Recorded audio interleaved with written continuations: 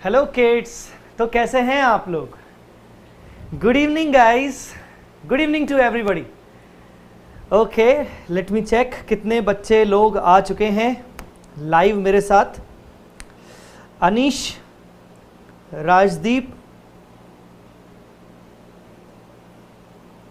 सागर, योगेश, प्राप्ति, यश अग्रवाल, विवेक, दीपक, पूजा, तनय, ऐश्वर्या, जयदीप,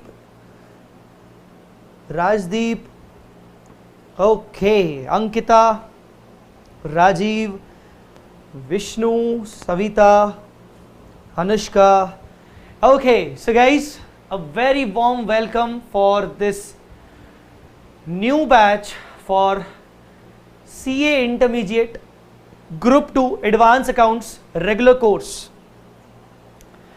बच्चों, हमने लास्ट सेशन जो लिया था that was the first session for advance accounting. मैं आपको याद दिला दूं कि हमारे कुछ लाइव लेक्चर्स चल रहे हैं।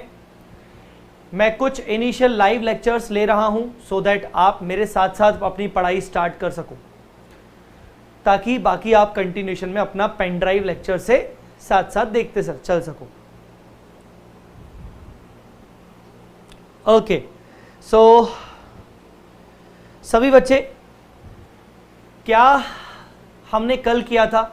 हमने कल एज सच कुछ नहीं किया था। मैंने कल के सेशन में आपको एक इंट्रो दिया था regarding about this push start batch, regarding advance accounts का कोर्स एंड सिलेबस, ICI का पैटर्न, पेपर का पैटर्न, और लास्ट में हमने कुछ डिस्कशन किया था लाइक फाइनेंशियल स्टेटमेंट्स के ऊपर। दो टाइप के फाइनेंशियल स्टेटमेंट्स होते हैं, प्रोविजंस क्या होते हैं, रिजर्व्स क्या होते हैं, कॉन्टिंजेंट लाइबिलिटीज और लाइबिलिटीज क्या होती हैं। हमने इन सब चीज़ों पर डिस्कशन किया था। But now in today's class, अगर आपके पास नोट्स नहीं है तो आप प्लीज़ सबसे पहले इसी वीडियो के डिस्क्रिप्शन से नोट्स को डाउनलोड कर लीजिए। आज की क्लास में हम क्या करने वाले हैं आपके सामने दिख रहा है, शेड्यूल 3। हम सबसे पहले स्टार्ट करेंगे शेड्यूल 3। शेड्यूल 3 हम बात करेंगे आज की क्लास में, right? Yogesh, Anil, Akshay, Navjot, Manish, welcome to all of you. Lovely Goyal, Naveen, Khushbu Mehta, सभी का स्वागत है। अच्छा जी, तो आज की क्लास में हम क्या करेंगे? आज की क्लास में हम सबसे पहले शेड्यूल 3 की बात करेंगे। ऑल्दो मैं आपको बताना चाहता हूं कि शेड्यूल 3 जो है वो टेक्निकली आपके ग्रुप 1 में जो अकाउंट्स है उसका पोर्शन है, पर मैंने देखा है आमतौर पर ग्रुप 1 में, मैं तो पढ़ाता हूं वैसे अपने ग्रुप 1 की क्लासेस पर मैंने देखा है आमतौर पर ग्रुप 1 में जो शेड्यूल 3 का जो कंटेंट है वो स्किप करवा लिया जाता है, या फिर बहुत ही ऊपर ऊपर से पढ़ा दिया जाता है। बच्चों को मालूम तक नहीं रहता कि शेड्यूल 3 में किस तरीके से चीजें आती हैं। तो आज हम सबसे पहले यही बात करेंगे शेड्यूल 3 की, राइट? आई मेरी बात समझ में कि नहीं? आज हम शेड्यूल 3 की बात करेंगे। चलो, तो बच्चों शेड्यूल 3 का नोट्स निकाल लीजिए। आप मुझे यहां पर बताइए, आप में से कितने बच्चे लोगों का अटेम्प्ट नवंबर 20 में है? कितने बच्चे लोगों का अटेम्प्ट नवंबर 20 में है? गाइस टेल मी।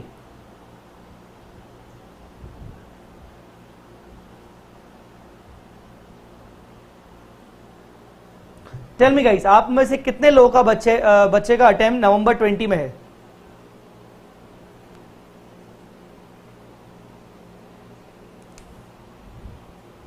दिक्कत है शेड्यूल 3 में, सही बोला सर आपने। Okay sir, will you teach AS 19 also? बेटा मैं सब पढ़ाऊंगा, मैं सब पढ़ाऊंगा, पूरा एडवांस अकाउंट्स पढ़ाना है मुझे।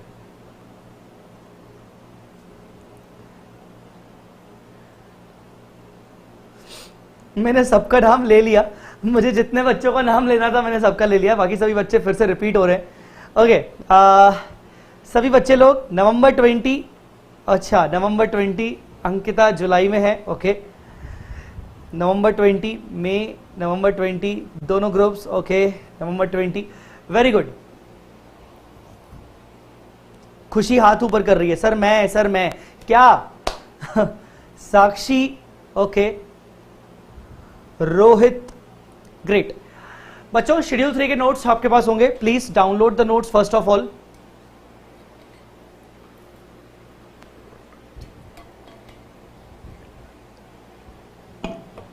नोट्स डाउनलोड कर लीजिए बेटा, सभी बच्चे नोट्स डाउनलोड कर लें। सुकून से पढ़ना है, सुकून से पढ़ना है अपने को। आज शेड्यूल 3 पे चर्चा करेंगे, धो ढालेंगे पूरा शेड्यूल 3 को आज, राइट। आज पूरे शेड्यूल 3 को धो डालेंगे, धो डालेंगे।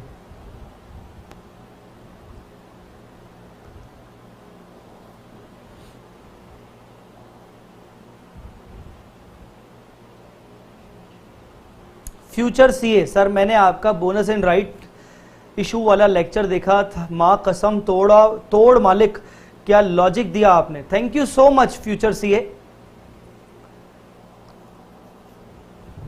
ओके, कुछ बच्चे मुझे लगता है शायद अपने लाइव सेलिब्रेशन बैच वाले बच्चे हैं जो ग्रुप 1 के थे।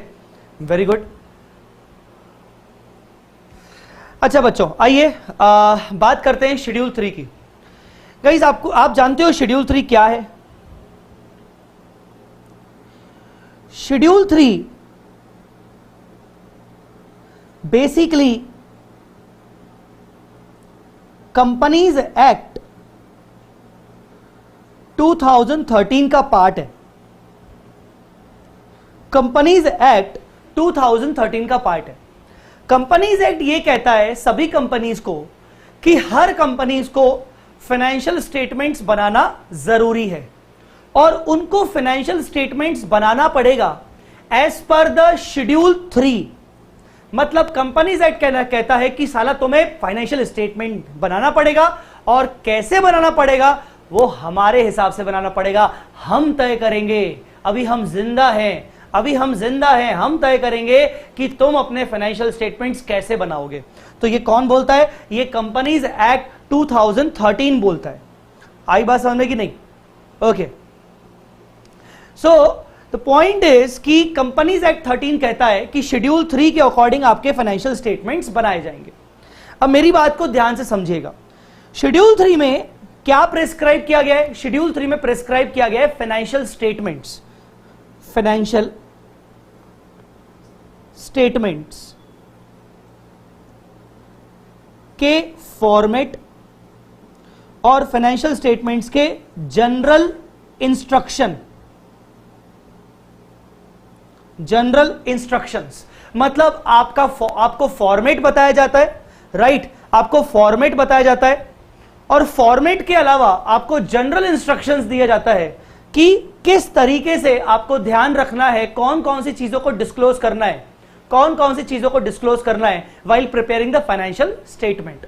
ओके, लाइव चैट ऑन रखने का सबसे बड़ा रीजन यह है मेरा कि आप मुझसे जुड़े रहें, आप मुझसे कुछ स्टडी रिलेटेड डाउट जो मैं आपको पढ़ा रहा हूं वो मुझसे पूछ सकें।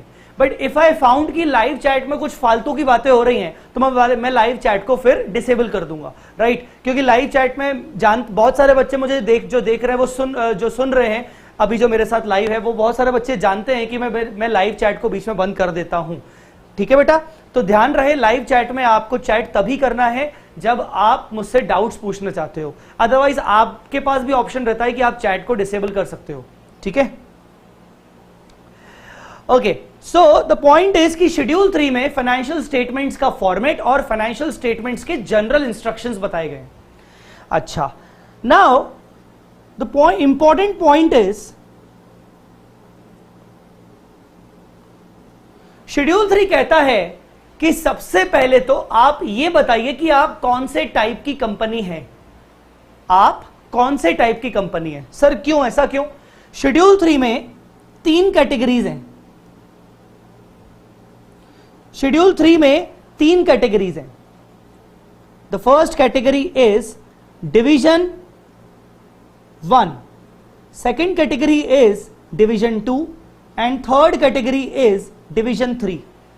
ये डिविजन्स क्या है? बेसिकली शेड्यूल 3 को 3 कैटेगरीज में डिवाइड किया गया है। 3 कैटेगरीज में डिवाइड किया गया है। बहुत नॉलेज वाली चीज है बच्चों, इंटरमीडिएट में ये सब चीजें तुम्हें पता होनी चाहिए, राइट। मतलब जब तुम पढ़ते हो, ग्रुप 1 में हो, ग्रुप 2 में हो, जब फाइनल में जाते हो यार, ऑब्वियसली जब आपकी चर्चा होती है बाकी बच्चों के साथ, टीचर्स के साथ, अगर आपको ये टाइप की नॉलेज होती है और आप अपनी नॉलेज को एक्सप्रेस करते हो किसी के सामने, तो आपको भी फील गुड आता है कि यार चलो यार मुझे पता है, ठीक है ना। तो आप ध्यान से सुनिए, शेड्यूल 3 में 3 डिविजन हैं, division 1, division 2, division 3। Division 1 applies to AS based companies. अब आप बोलोगे सर ये एएस बेस्ड कंपनीज कौन सी? ऐसी इंडिया की जितनी भी कंपनीज जिनके ऊपर अकाउंटिंग स्टैंडर्ड अप्लाई होता है। क्या अप्लाई होता है? अकाउंटिंग स्टैंडर्ड अप्लाई होता है। ऐसी कंपनीज जो कि अकाउंटिंग स्टैंडर्ड्स को फॉलो करती हैं, जो कि अकाउंटिंग स्टैंडर्ड्स को फॉलो करती हैं, उनको डिवीजन 1 लगता है। डिवीजन 1 के फॉर्मेट के अकॉर्डिंग उनको शेड्यूल 3 के डिवीजन 1 के फॉर्मेट के अकॉर्डिंग उनको फाइनेंशियल स्टेटमेंट्स बनाने पड़ते हैं। As far as division 2 is concerned, division 2 applies to Ind AS based companies। अब आप बोलोगे सर ये Ind AS based companies क्या होती हैं? ऐसी कंपनीज जो Ind AS लगाती हैं। सर Ind AS मतलब भाई साहब ऐसा है कि हमारे इंडिया में दो अलग अलग सेट ऑफ अकाउंटिंग स्टैंडर्ड्स हैं। एक है अकाउंटिंग स्टैंडर्ड्स एग्जिस्टिंग और दूसरे हैं इंडियन अकाउंटिंग स्टैंडर्ड्स जो कि नए नए आए हैं पिछले 4-5 साल से, जो कि एक्चुअली में इंटरनेशनल अकाउंटिंग स्टैंडर्ड्स का कन्वर्जन है। तो कुछ कंपनीज को इंड एस लगाना पड़ता है। यूं समझो कि बड़ी बड़ी कंपनीज को, ज्यादा ही बड़ी कंपनीज को इंड एस लगाना पड़ता है, जनरली लिस्टेड कंपनीज को, और डिवीजन 1 लगाना पड़ता है थोड़ी सी छोटी कंपनीज को, ये एएस लगाना पड़ता है। तो जो इंडियस बेस्ड कंपनीज हैं उनके ऊपर डिवीजन 2 लगता है। And division 3 applies to banks, insurance and NBFCs and other financial institutions. FIs मतलब फाइनेंशियल इंस्टीट्यूशंस। डिवीजन 3 में जो फॉर्मेट बताया गया है, बैलेंस शीट कैसे बनेगी, P&L कैसे बनेगा, क्या क्या जनरल इंस्ट्रक्शंस हैं रिगार्डिंग डिस्क्लोजर्स एंड प्रेजेंटेशन, वो सब किसके ऊपर लगता है? Bank, insurance, NBFCs, FIIs. Very good बच्चों, कुछ बच्चे रिप्लाई कर रहे हैं। एक्चुअली कुछ बच्चे नहीं, एक ही बच्चा रिप्लाई कर रहा है। Okay, so the point is कि डिवीजन 1, डिवीजन 2 और डिवीजन 3 क्या क्या है। अब मेरी बात को ध्यान से समझिएगा। अब आप बोलोगे सर दिक्कत क्या है सर, कोई भी फॉर्मेट लगा लेते हैं? नहीं, आप छोटे छोटे बच्चे हो, इंटरमीडिएट वाले, तो मैं आपको ज्यादा तो डिफरेंसेस अभी बताऊंगा नहीं डिवीजन 2 और डिवीजन 3 के, बट आपको जो मेन डिफरेंस समझना है वो ये समझना पड़ेगा। जब आप डिवीजन 1 में फॉर्मेट बनाते हो बैलेंस शीट का, तो बैलेंस शीट का फॉर्मेट स्टार्ट होता है पहले इक्विटी एंड लायबिलिटी से और नीचे आता है असेट्स। जबकि जब end S based balance sheet जब बनती है, मतलब डिवीजन 2 में, तो सबसे पहले ऊपर असेट्स आता है और नीचे आता है इक्विटी एंड लायबिलिटीज। आई मेरी बात समझ में? ऊपर से जो अंदर के जो सेपरेट जो इंटरनल हेड हैं, उन इंटरनल हेड में भी चेंजेस हैं। तो आपके ऊपर क्या अप्लाई होता है? इंटर लेवल पे आपको पढ़ना पड़ेगा डिवीजन 1, सीए इंटर में आपको पढ़ना पड़ेगा डिवीजन 1, और डिवीजन 2 जो होता है वो सीए फाइनल का पार्ट है। डिवीजन 3 एक्चुअली किसी आपके सिलेबस में है ही नहीं, हो सकता है आगे चल के डिवीजन 3 भी सीए फाइनल में आ जाए, बट आपको डिवीजन 2 और डिवीजन 3 पढ़ने की जरूरत नहीं है, आपको सिर्फ डिवीजन 1 पढ़ना है। आई मेरी बात समझ में कि नहीं? आपको सिर्फ और सिर्फ डिवीजन 1 पढ़ना है। क्लियर बच्चों?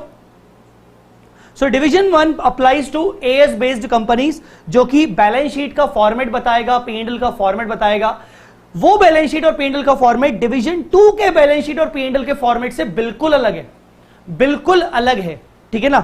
तो ये आपके ऊपर जरूरी है समझना। अब आप यहां देखिए, मैंने क्या बोला है? Schedule 3 to the companies act 13 division 1। मतलब आज जो हम चीजें पढ़ने वाले हैं वो डिवीजन 1 के रिस्पेक्ट में पढ़ने वाले हैं, राइट? वो डिवीजन 1 के रिस्पेक्ट में पढ़ने वाले हैं। मेरी बात समझ में आई बच्चों? अच्छा जी, गाइस अंडरस्टूड और नॉट?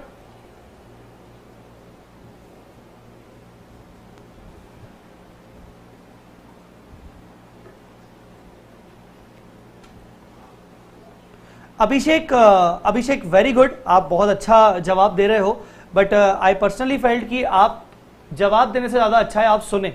और अगर आपको पूरी नॉलेज है, because if you are belongs to CA final category, so आप ये लेक्चर छोड़ सकते हो बेटा, क्योंकि ये सीए इंटर का चल रहा है लेक्चर। ठीक है बेटा? चलिए तो गाइस शेड्यूल 3 के बारे में पढ़ना शुरू करते हैं अपन। आइए, शेड्यूल 3 में क्या क्या चीजें आपको बहुत ज्यादा इंपॉर्टेंटली ध्यान रखनी पड़ेगी, कैसे ध्यान रखनी पड़ेगी, सुनिए। शेड्यूल 3 क्या बोलता है? Every company to the which accounting standard apply, ऐसी कोई भी कंपनी जिसके ऊपर अकाउंटिंग स्टैंडर्ड लगता है, shall prepare its financial statements in accordance with schedule or with such modification as may be required। मतलब ऐसी कोई भी कंपनी जो अकाउंटिंग स्टैंडर्ड लगाएगी उस कंपनी के ऊपर, उस कंपनी को इस शेड्यूल के अकॉर्डिंग, और आगे चल के अगर इस शेड्यूल में कुछ मॉडिफिकेशंस होंगे, अमेंडमेंट्स होंगे, तो उसके अकॉर्डिंग आपको फाइनेंशियल स्टेटमेंट्स बनाने चाहिए या बनाने पड़ेंगे। अच्छा सर, शेड्यूल 3 क्या बताता है? शेड्यूल 3 फॉर्मेट बताता है, और क्या बताता है? जनरल इंस्ट्रक्शंस बताता है। सर जनरल इंस्ट्रक्शंस में क्या आता है? जनरल इंस्ट्रक्शंस में वो डिस्क्लोजर रिक्वायरमेंट बताता है, प्रेजेंटेशन रिक्वायरमेंट बताता है। अच्छा, तो सर मतलब हमें सारे के सारे डिस्क्लोजर शेड्यूल 3 के अकॉर्डिंग करने? हाँ, पर साथ ही साथ एडिशनली अगर कोई एक्स्ट्रा डिस्क्लोजर्स किसी अकाउंटिंग स्टैंडर्ड ने बोला कि आपको फाइनेंशियल स्टेटमेंट्स बनाते वक्त उनके खुद के अकाउंटिंग स्टैंडर्ड्स के भी डिस्क्लोजर्स करने, तो आपको शेड्यूल 3 के भी डिस्क्लोजर्स फॉलो करने, आपको अकाउंटिंग स्टैंडर्ड के भी डिस्क्लोजर्स फॉलो करने, आपको शेड्यूल 3 के भी इंस्ट्रक्शंस फॉलो करने, आपको अकाउंटिंग स्टैंडर्ड के भी इंस्ट्रक्शंस फॉलो करने, आपको शेड्यूल 3 का भी प्रेजेंटेशन अगर उन्होंने बोला फॉलो करना है तो फॉलो करना पड़ेगा। एएस का कोई एडिशनल प्रेजेंटेशन है तो वो भी फॉलो करना पड़ेगा। आई बात समझ में? बट अगर मान लो किसी पॉइंट पे शेड्यूल 3 और अकाउंटिंग स्टैंडर्ड्स दोनों एक ही पॉइंट पर दोनों अलग अलग कुछ बोलते हैं, सपोज अगर कुछ ऐसा होता है कि शेड्यूल 3 और अकाउंटिंग स्टैंडर्ड दोनों एक ही पॉइंट पर कॉन्ट्राडिक्ट होते हैं, तो एएस जो अकाउंटिंग स्टैंडर्ड होता है उसकी बात मानी जाएगी और as will prevail, accounting standard को प्रिवेल मतलब उसको प्रायोरिटी दिया जाएगा। आई मेरी बात समझ में बेटा? Okay, so the disclosure requirements specified in this schedule are in addition. देखिए क्या लिखा है? आर इन एडिशन, मतलब जो डिस्क्लोजर रिक्वायरमेंट इस शेड्यूल में बताया गया है ये एक्स्ट्रा हैं, ये एडिशनल हैं। क्यों? क्योंकि इसके अलावा डिस्क्लोजर रिक्वायरमेंट्स अकाउंटिंग स्टैंडर्ड्स में भी हैं, तो ये एडिशनल है, not in substitution of the disclosure requirement specified in the accounting standards. तो जो डिस्क्लोजर रिक्वायरमेंट्स अकाउंटिंग स्टैंडर्ड्स में बताई गई है उसके अलावा शेड्यूल 3 की भी डिस्क्लोजर रिक्वायरमेंट्स है, आपको दोनों को फॉलो करना पड़ेगा। आई मेरी बात समझ में? ठीक है सर, ये डिस्क्लोज कहां किया जाता है? जब हम फाइनेंशियल स्टेटमेंट्स बनाते हैं तो हमें जितने भी डिस्क्लोजर्स देने होते हैं वो कहां किए जाते हैं? बेटा आपको डिस्क्लोजर्स जो देने होते हैं वो आप नोट्स टू अकाउंट्स में देते हो। आई बात समझ में? या फिर आप अलग से एडिशनल स्टेटमेंट्स बनाते हो। आपके ग्रुप 1 में एक एएस था, AS1 disclosure of accounting policies, वो भी कहता है कि डिस्क्लोज करते वक्त आपको यह ध्यान रखना है कि आपको एक जगह पर नोट्स टू अकाउंट्स में सारा का सारा डिस्क्लोजर देना है। ठीक है, अच्छा जी, ठीक है सर, ये समझ में आया। Each item on the face of balance sheet and statement of profit and loss shall be cross reference to any related information in the notes. अब होता क्या है, जब आप बैलेंस शीट बनाते हो या P&L बनाते हो तो ये होता है आपका पर्टिकुलर, फिर आता है नोट नंबर, फिर आता है करंट ईयर, फिर आता है प्रीवियस ईयर अमाउंट। जैसे मान लीजिए मैंने लिखा शेयर कैपिटल, अब शेयर कैपिटल मुझे यहां दिखाना है 1 करोड़, तो मैं यहां दिखाऊंगा नोट नंबर 1। अब ये नोट नंबर 1 का मतलब क्या है? मैं अलग से एक वर्किंग नोट बनाऊंगा नोट नंबर 1 और उसमें बताऊंगा कि जो मेरा ये शेयर कैपिटल है, इस शेयर कैपिटल में कौन कौन से शेयर्स हैं, इसमें इक्विटी शेयर कैपिटल कौन सा है, इसमें प्रेफरेंस शेयर कैपिटल कौन सा है, कौन सी फेस वैल्यूज के हैं, कोई कॉल्स एंड अरियर्स तो नहीं है। आई मेरी बात समझ में कि नहीं? मैंने कितने नंबर ऑफ शेयर्स इशू किए हैं, वो पूरा का पूरा ब्यौरा मैं अकाउंट नोट में दूंगा। तो ये कह रहा है कि जब भी आप कोई भी आइटम बैलेंस शीट और प्रॉफिट एंड लॉस पे लिखते हो, उसके फेस पे लिखते हो, तो उसका रेफरेंस आपको नोट के रूप में देना है कि आप जाइए नोट नंबर 1 में, जाइए नोट नंबर 2 में और जाके देखिए कि क्या है। जैसे आपने मान लीजिए बैलेंस शीट में दिखाया पीपीई मतलब फिक्स एसेट्स। अब आपके पास पीपीई मान लीजिए बहुत सारी हैं। पीपीई में आपके पास बिल्डिंग आता है, लैंड आता है, प्लांट एंड मशीनरी आता है, व्हीकल्स आता है, फर्नीचर आता है, बहुत सारी चीजें आती हैं। तो आप सारी की सारी चीजें फेस पे नहीं दिखाओगे, आप दिखा दोगे नोट नंबर 7। मान लीजिए आपने दिखाया नोट नंबर 7, तो और यहां आ जाएगा टोटल अमाउंट। फिर नोट नंबर 7 में अलग से दिखेगा कि क्या क्या आइटम्स आपके पास है, जिनकी इंडिविजुअल वैल्यूज कितनी है, जिनके ऊपर आपने कितना कितना डेप्रिसिएशन लगाया। आया मेरी बात समझ में कि नहीं? सो बेटा पॉइंट ये है कि जो भी आइटम आप बैलेंस शीट और प्रॉफिट एंड लॉस के फेस पे दिखाते हो, वो आपको उसका क्रॉस रेफरेंस उसके नोट से करना है, आपको उसका रेफरेंस देना है कि इसके नोट में आप जाइए और आपको मालूम पड़ जाएगा डिटेल में कि उस आइटम को हमने क्यों लिखा, क्या क्या उसमें लिखा। आई मेरी बात समझ में? अच्छा, अब ये पॉइंट बहुत इंपॉर्टेंट है, very important, very very important. ये पॉइंट बहुत इंपॉर्टेंट है। क्या है? Depending upon the turnover of the company, the figures appearing in the financial statements shall be rounded off as below. Figures appearing in the financial statements shall be rounded off as below. क्या है rounded off below? मैं चाह रहा हूं कि ये point आप लोग पढ़ें और मुझे चैट में लिख के बताएं कि आपको ये समझ में आया तो क्या समझ में आया, ये क्या पॉइंट है। मैं चाहता हूं कि आप ये पॉइंट पढ़ें प्लीज और आप मुझे बताइए कि इसमें आपको क्या क्या समझ में आया।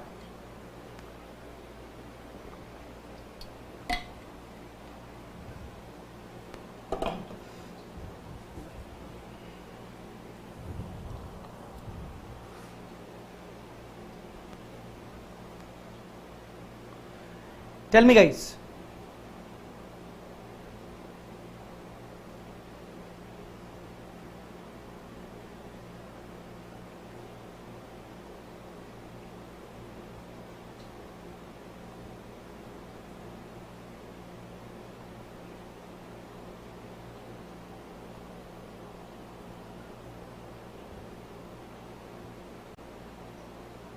Depending upon the turnover of the company, the figures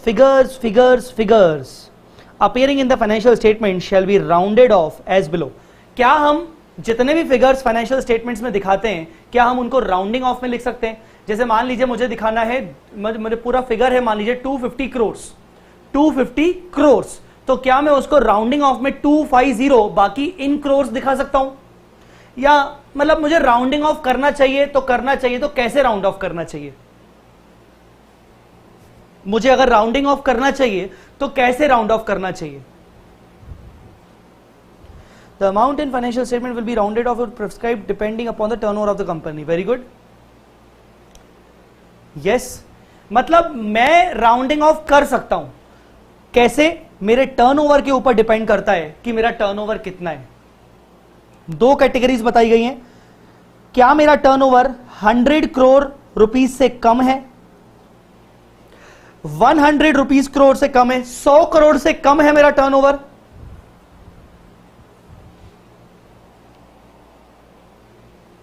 क्या मेरा टर्नओवर 100 करोड़ से कम है? क्या मेरा टर्नओवर 100 करोड़ से कम है? यस। तो मैं क्या बोलूंगा? मैं हंड्रेड्स में फिगर्स को दिखा सकता हूं, हंड्रेड्स में। जैसे मान लीजिए मेरा कोई फिगर है, वो है 56075004, मान लीजिए मेरा ये फिगर है, मैं इसको इन हंड्रेड्स दिखा सकता हूं, मतलब डिवाइड बाय 100 कर दूंगा तो मैं क्या दिखूंगा? 560750.04 और ऊपर दिखा दूंगा रुपीज इन 100। मैं ऐसे दिखा सकता हूं। आई बात समझ में कि नहीं? मैं राउंडिंग ऑफ इन हंड्रेड्स कर सकता हूं, मतलब बीच में आ गया पॉइंट, ठीक है ना?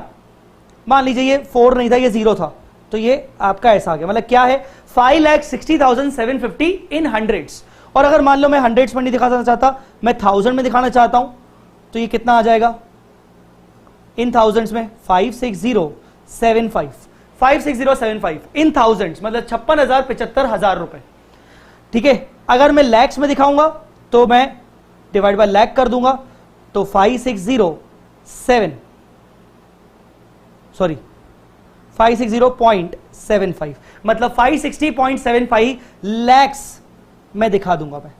आई मेरी बात समझ में कि नहीं? क्लियर बेटा? तो मैं आपको लिखना ही सिखा रहा हूं कि आप उसको इन थाउजेंड्स करना है तो डिवाइड बाय इन थाउजेंड, इन लैक्स करना है तो डिवाइड बाय लैक्स, कोई भी फिगर को आपको इन करोड़ दिखाना है तो डिवाइड बाय 1 करोड़, ठीक है ना? ऐसे करते हैं बेटा।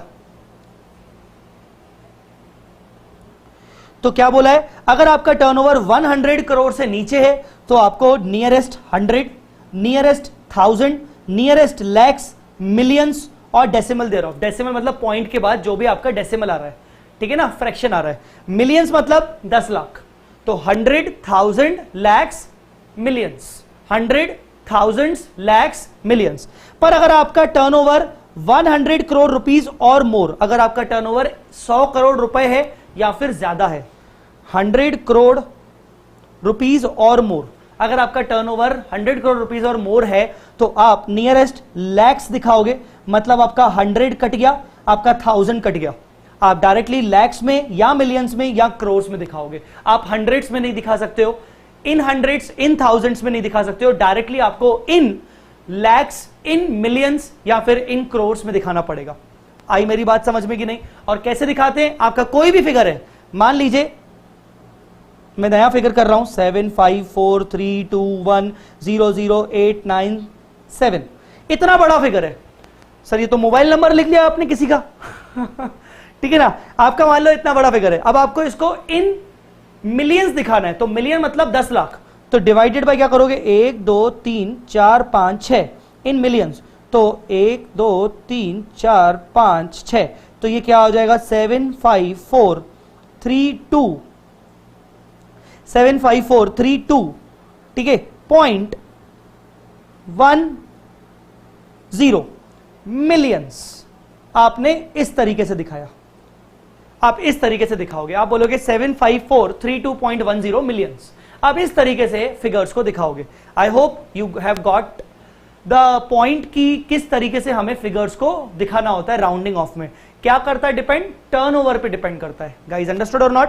आपके टर्नओवर पे डिपेंड करता है। सर डेसिमल वाला एक्सप्लेन एग्जाम्पल से बताओ। ये रहा एग्जाम्पल, मैंने एग्जाम्पल बताया बेटा, बिल्कुल बिल्कुल भी।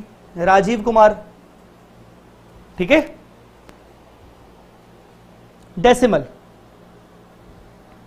सो बेटा ये है पॉइंट आपका जब आप टर्नओवर को दिखाते हो, राइट? मेरी बात समझ में आई है? जब आप टर्नओवर को दिखाते हो, once a unit of measurement is used, it should be used uniformly in the financial statement. Uniformly.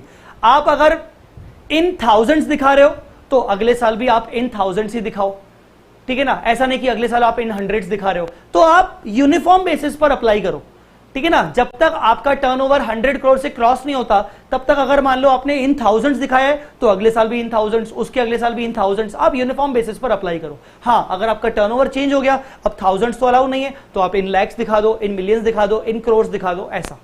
But आप उसको यूनिफॉर्म बेसिस पे दिखाओ। अगर आपने डिसाइड किया कि मैं इन करोड़ दिखाऊंगा तो इन करोड़ हर बार आप इन करोड़ में दिखाओ।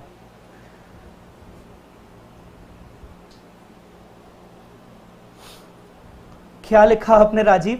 पहली बार पढ़ा कुछ ऐसा सर, अलग से 3 अटेम्प्ट हो गया। मतलब राजीव, आप राजदीप, आप ये कहना चाहते हो कि इससे पहले आपने ये चीज नहीं पढ़ी?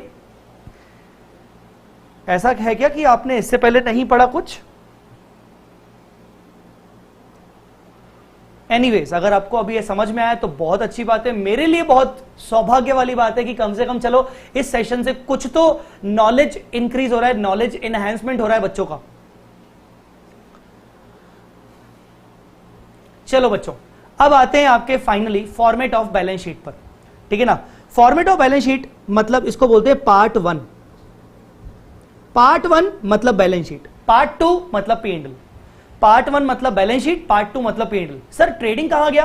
बेटा मैं जब बोलता हूं P&L तो P&L में ही ट्रेडिंग शामिल होता है, ठीक है?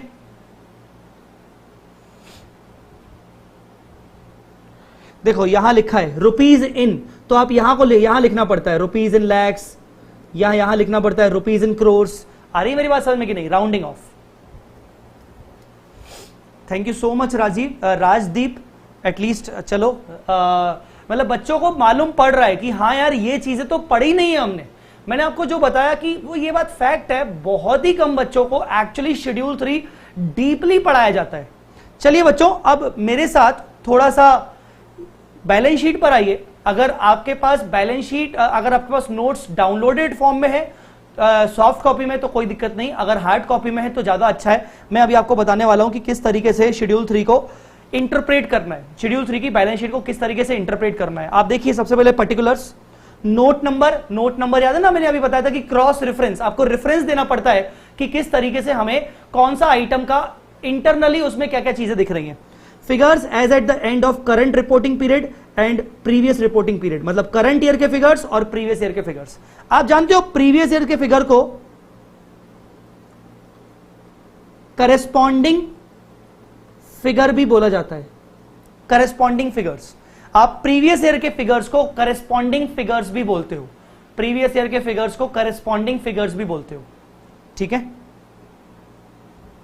अच्छा, अब मेन आपको फॉर्मेट कैसे याद रखना है, मेन हेडिंग है इक्विटी एंड लायबिलिटीज, मैं येलो कर देता हूं, और नीचे है असेट्स। ये दो हेडिंग, सबसे पहले इक्विटी एंड लायबिलिटीज और दूसरा असेट्स। अगर Ind AS based balance sheet होती तो ये असेट्स ऊपर होता और इक्विटी एंड लायबिलिटीज नीचे होता, ठीक है। अच्छा, अब इक्विटी एंड लायबिलिटीज में देखो कौन कौन सी मेन हेडिंग है। Number 1 share holder fund, number 2 share application money pending allotment, number 3 non current liabilities, number 4 current liabilities. कैसे याद रखना है, इक्विटी एंड लायबिलिटी में 4 हेड हैं, इक्विटी एंड लायबिलिटी में 4 हेड हैं। पहला share holder fund, share holder fund is nothing, it is equity. मैं इक्विटी शेयर कैपिटल नहीं बोल रहा हूं, मैं इक्विटी बोल रहा हूं। Guys, there is a difference between equity share capital and equity. Equity share capital मतलब जो कैपिटल आपने इशू किया, and equity is a wider term. Equity में equity share capital, preferential capital, reserves and surplus, losses, fictitious assets, सब कुछ आ जाता है। तो इस शेयर होल्डर फंड को हम बोलते हैं इक्विटी, और जो शेयर एप्लीकेशन मनी है ये भी है आपका इक्विटी, और नॉन करंट लायबिलिटीज ये है आपका लायबिलिटीज, करंट लायबिलिटीज ये भी है आपका लायबिलिटीज। तो कैसे याद रहेगा, इक्विटी एंड लायबिलिटीज में 4 हेड होते हैं, 2 हेड इक्विटी के, 2 हेड लायबिलिटीज के। इक्विटी के 2 हेड कौन से, शेयर होल्डर फंड और share application money pending allotment, और 2 हेड लायबिलिटीज के, नॉन करंट लायबिलिटीज और करंट लायबिलिटीज। अगर आपको ऐसा लगता है कि सर क्या आप शेड्यूल 3 पढ़ा रहे हो, तो बोरिंग पार्ट है, बिल्कुल मत सोचना ये चीज, क्योंकि आगे चल के आपको रियलाइज होता है कि जब आप बैलेंस शीट एक्चुअल सेंस में बैलेंस शीट बनाते हो, अपना कंसोलिडेशन का एक चैप्टर है, वहां पर आपको बैलेंस शीट बनानी पड़ेगी, P&L बनाना पड़ेगा, तो आपको वहां पर याद आएगी कि अरे यार शेड्यूल 3 में कैसे बनाते हैं। अमेलगमेशन का एक चैप्टर है, वहां आपको याद आएगा कि शेड्यूल 3 में कैसे बनाते हैं। और अमेलगमेशन और कंसोलिडेशन दोनों के क्वेश्चन आते हैं 15-15 मार्क्स के, मतलब 30 मार्क्स के 2 क्वेश्चन ऐसे आते हैं जहां पर आपको शेड्यूल 3 की याद श्योर शॉर्ट आएगी ही आएगी। पार्टनरशिप में नहीं आती, ऐसी कोई जरूरत नहीं पड़ती, ठीक है ना। और शेड्यूल 3 की याद आपको ग्रुप 1 में जो आपका चैप्टर है प्रिपरेशन ऑफ फाइनेंशियल स्टेटमेंट, जहां पर आपको पूरे फाइनल अकाउंट्स बनाने पड़ते हैं, वहां पर आपको याद आती है, ठीक है।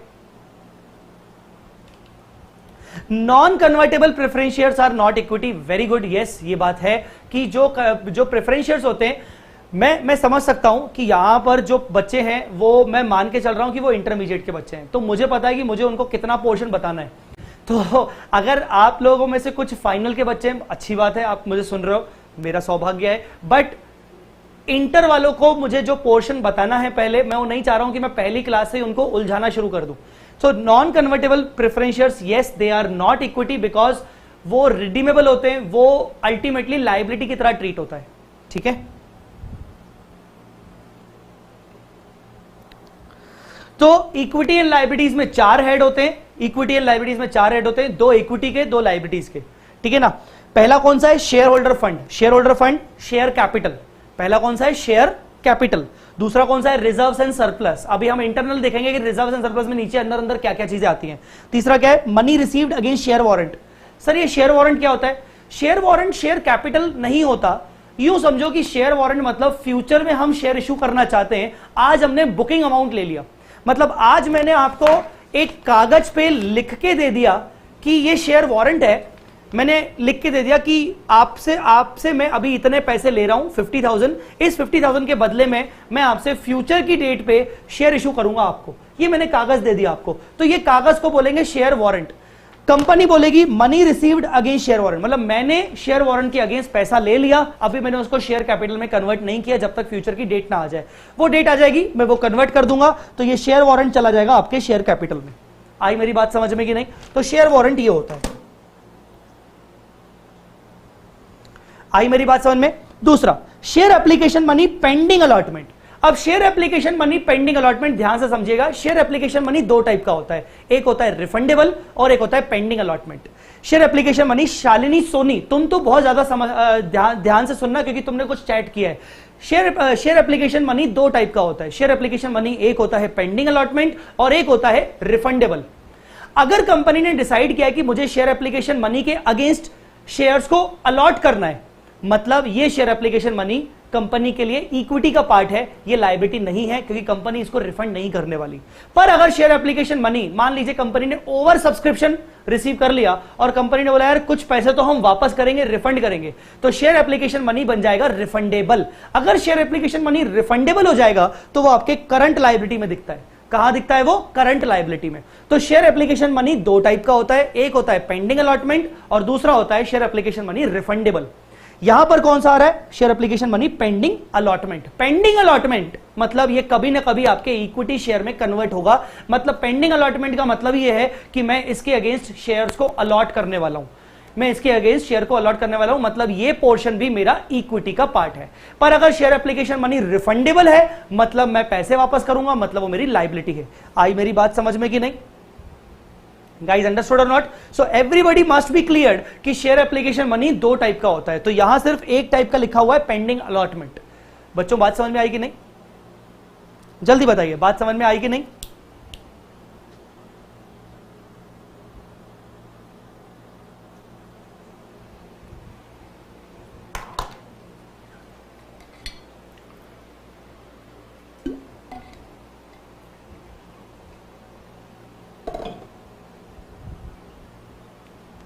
यस राजीव कुमार, वो कहीं ना कहीं वो एक उसके ऊपर कोई ना कोई स्टैम्प ड्यूटी पे की गई होगी, वो कागज की वैल्यू होगी, उसके ऊपर स्टैम्प ड्यूटी होगी डेफिनेटली।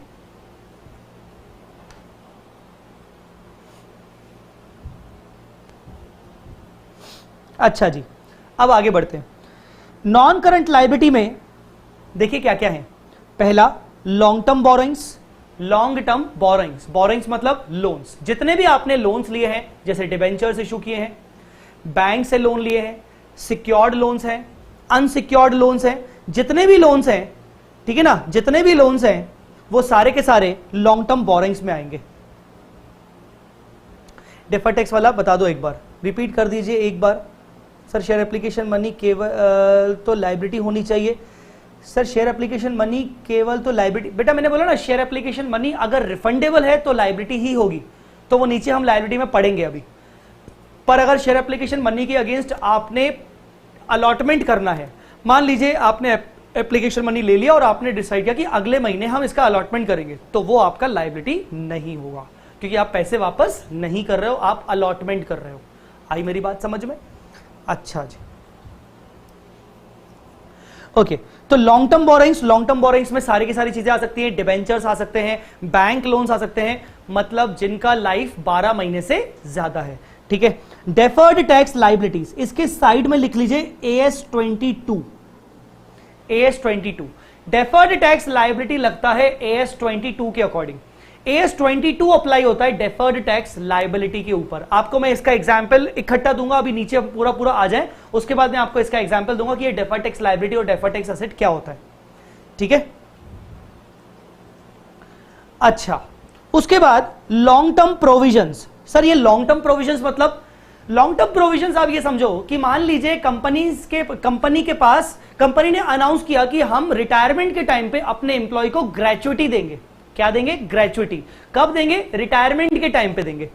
अब कंपनी आज से ही प्रोविजन बनाना शुरू कर रही है ग्रेचुइटी का, कि फ्यूचर में जब एम्प्लॉय रिटायर होगा तो हम उसको ग्रेचुइटी पे करेंगे। आज कंपनी के एम्प्लॉय की एज 40 इयर्स की है, जबकि वो रिटायर होगा 60 ईयर पे, तो 20 साल पहले ही कंपनी उसका प्रोविजन बनाना शुरू कर रही है। क्या हम ये ग्रेचुइटी विद इन 1 ईयर देंगे? The answer is no. हम ये ग्रेचुइटी देंगे लॉन्ग टर्म बेसिस पर, मतलब बाद में पे करेंगे, जिसका पीरियड बहुत ज्यादा बड़ा है, तो इसीलिए इसको हमने बोला लॉन्ग टर्म प्रोविजन। तो ग्रेचुइटी पेबल या जितने भी रिटायरमेंट बेनिफिट्स पेबल होते हैं जिनकी लाइफ 12 महीने से ज्यादा होती है, तो वो लॉन्ग टर्म प्रोविजंस में आते हैं। आई मेरी बात समझ में? आप यहां पर लॉन्ग टर्म प्रोविजंस में लिख सकते हो AS29। जितने भी प्रोविजंस होते हैं जो कि लायबिलिटी साइड में आते हैं, जितने भी प्रोविजंस होते हैं जो लायबिलिटी साइड में आते हैं, क्योंकि मैंने कल आपको बताया था कि प्रोविजंस भी दो टाइप के होते हैं, एक आउटफ्लोज के लिए और एक इनफ्लोज के लिए, एक लायबिलिटी टाइप के और एक असेट के अगेंस्ट, जो असेट से माइनस होते हैं। जो भी प्रोविजन आपके लायबिलिटी वाले प्रोविजन होते हैं उसके ऊपर AS29 लगता है, तो मैंने आपको लिखवाया AS29। आई मेरी बात समझ में कि नहीं?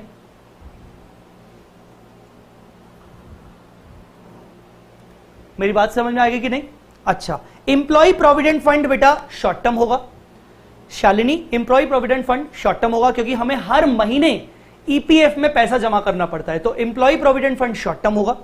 Workman compensation fund long term हो सकता है क्योंकि कंपनी वर्कमैन कॉम्पनसेशन फंड ये सोच के बनाती है कि आगे चल के अगर हमें किसी वर्कर को, किसी इंप्लॉय को कॉम्पनसेशन पे करना पड़ा तो उसके अगेंस्ट हमारे पास पैसे होने चाहिए। तो workman compensation fund can be long term but EPF will definitely be short term क्योंकि हमें हर महीने महीने करना पड़ता है। Understood guys? अगर आपको आपके डाउट का रिप्लाई हो रहा है तो आप मुझे वापस से रिप्लाई करके बोल सकते हो ओके सर, अंडरस्टूड वगैरह, या जैसा भी हो आप मुझे रिप्लाई करिए कि आपने यस आपने डाउट को सुना मेरे। ठीक है? ए बी सी बेटा एक डी पॉइंट भी होता है जो यहां से स्किप हो गया है, कहीं ना कहीं कुछ मिस प्रिंटिंग हो गई है, मतलब यहां पर कुछ स्किप हो गया है। A long term borrowings, B deferred tax liability, मैंने अभी आपको नहीं समझाया, सी लॉन्ग टर्म प्रोविजंस और डी होता है other non current, other non current liability. ऐसी कोई भी लायबिलिटी जो ऊपर के इन तीन हेड में फॉल नहीं हो सकती। मान लीजिए आपकी कोई बोरिंग्स नहीं है, ठीक है ना, डेफर्ड टैक्स लायबिलिटी नहीं है, लॉन्ग किसी टाइप का प्रोविजन नहीं है लॉन्ग टर्म बेसिस का, but still you are having some liability. Sir ऐसा कौन सा लायबिलिटी होगा जो इन ऊपर तीन में नहीं आएगा बट यहां आ सकता है? बेटा long term creditors, long term creditors. मान लीजिए आपने एक असेट परचेज किया जिसका पेमेंट आपको 14 मंथ्स बाद पे करना है, जिनका पेमेंट आपको 14 मंथ के बाद पे करना है, मतलब 12 महीने से ज्यादा हो गया, तो वो लॉन्ग टर्म में जाएगा और वो क्रेडिटर आप कहां दिखा सकते हो? नॉन करंट लायबिलिटी में, अदर नॉन करंट लायबिलिटी में। आई बात समझ में?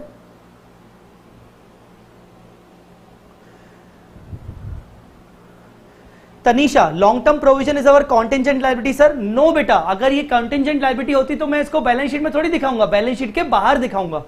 ऐसी कोई भी चीज जो आपको बैलेंस शीट के अंदर दिख रही है वो कॉन्टिंजेंट नहीं है। कल का सेशन अगर आपने नहीं देखा तो मैं बता दूं कि कल के सेशन में मैंने बताया था कि कॉन्टिंजेंट लायबिलिटी हमेशा बैलेंस शीट के बाहर होती है जिसको रिकॉर्ड नहीं करते। मैं बात कर रहा हूं बैलेंस शीट के अंदर की चीजें। तनीषा, आई बात समझ में?